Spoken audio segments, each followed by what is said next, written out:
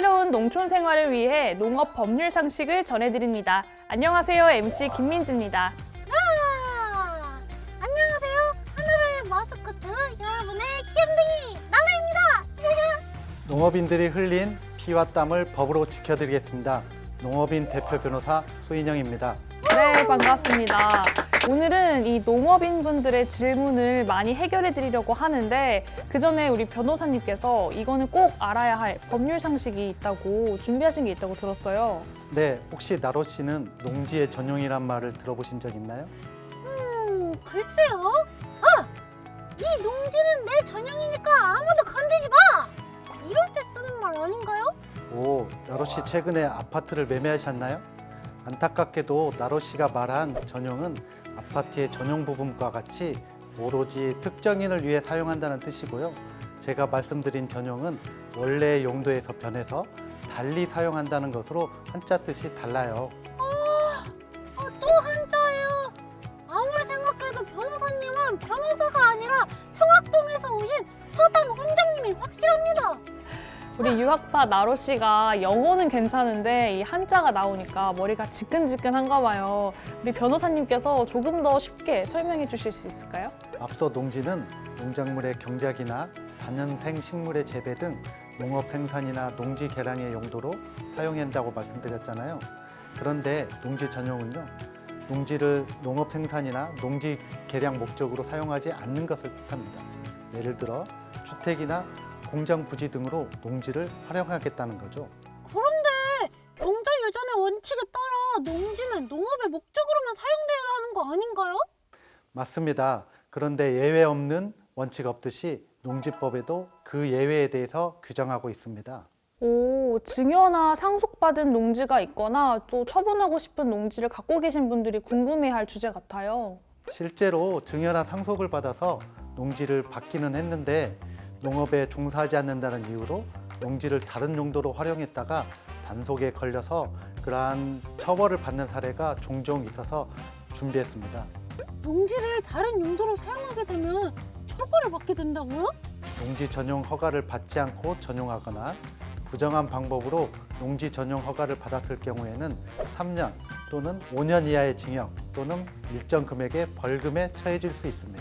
오, 그러면 만약에 농지를 다른 용도로 사용하고 싶을 때는 어떻게 해야 하나요? 일단 농지를 전용하기 위해서는 농림축산식품부 장관의 허가를 받아야 하는 것이 원칙입니다.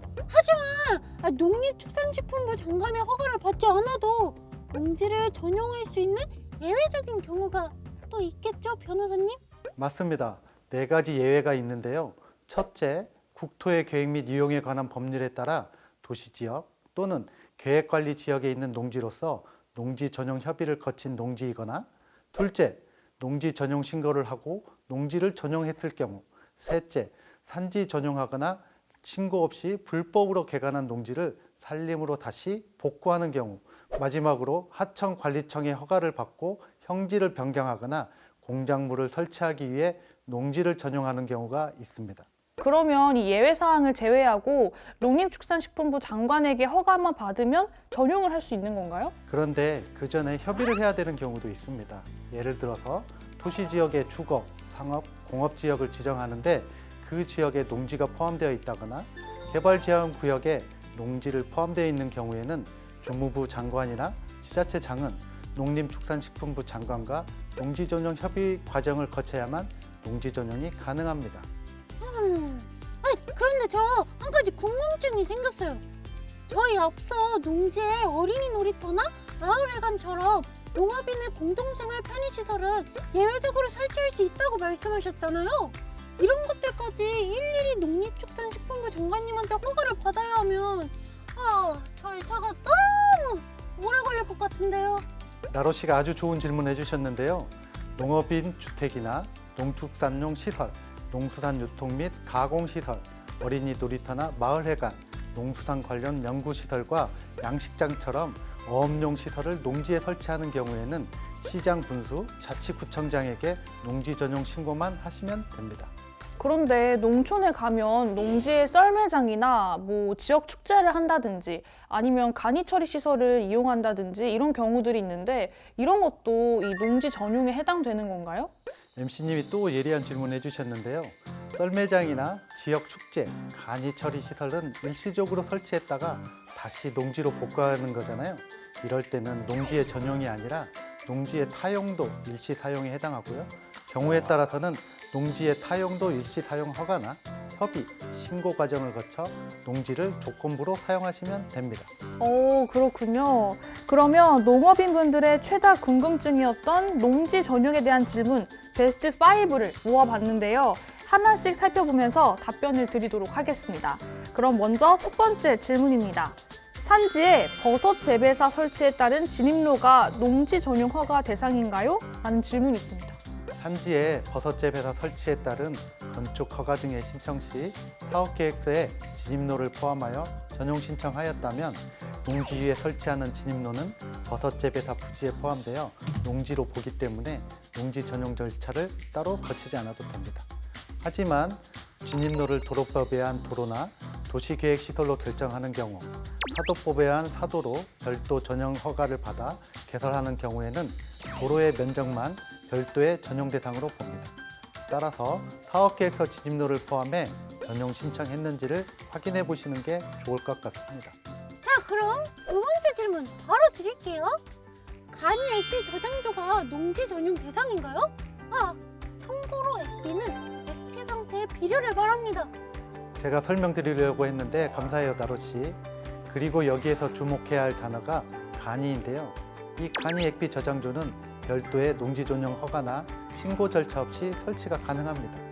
하지만 개발 행위 허가 및 건축 허가 대상이 되는 액비 저장조의 경우는 농지 전용 대상이 된다는 점 꼭 알아두시기 바랍니다.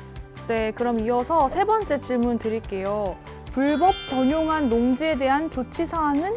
이라는 질문인데 앞서 불법 전용을 지속할 경우엔 징역 또는 벌금형에 처한다고 잠깐 언급해 주셨잖아요. 그 전에 조치를 취할 수 있는 방법에 대해 물어보신 것 같거든요. 여기에 대해서 답변을 해주신다면. 네, 물론 처벌을 바로 하기 전에 기한 내에 해당 농지를 원상 회복하라는 명령을 받게 되실 겁니다.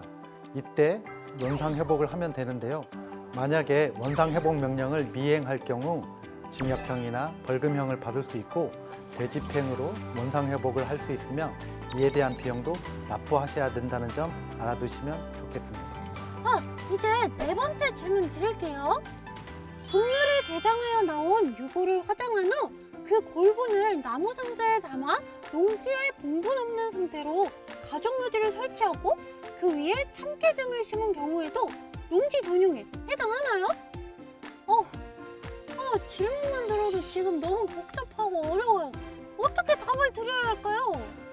이 질문은 실제 대법원 판례가 있어서 복잡한 질문에 비해 쉽게 답변 드릴 수 있을 것 같아요. 여기에 포인트는 묘지에 해당하느냐였는데 봉분이 없다고 하더라도 사망자 및 연고자를 기록한 대리석을 설치했고 거기다가 경계석도 둘렀습니다. 이후에 자손들이 제사를 올리기도 했다면 봉분이 없더라도 묘지에 해당하기 때문에 묘지의 형태가 사라졌다고 하더라도 일시적으로나마 농작물 병작이나 다년생 식물의 재배 외 용도로 사용한 것이기 때문에 무허가 농지 전용에 해당합니다.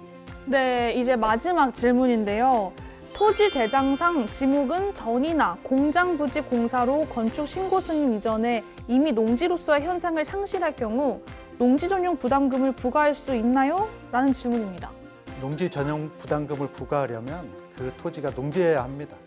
지목 여하를 불문하고 농지로서의 현상을 상실하고 그 상실 상태가 일시적이라고 볼 수 없다면 농지에 해당하지 않기 때문에 농지 전용 부담금을 부과할 수 없습니다.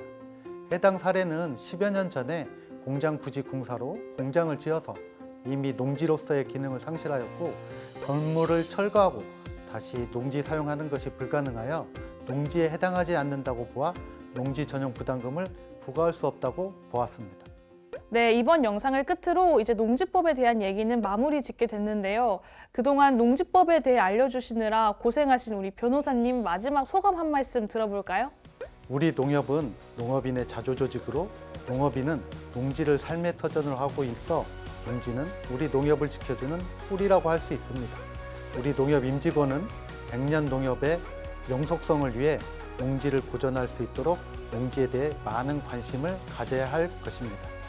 농촌생활 필수 농업 법률 상식 다음에 또 알찬 법률 정보로 돌아오겠습니다. 시청해주셔서 감사합니다. 그럼 저희는 다음에 또 만나러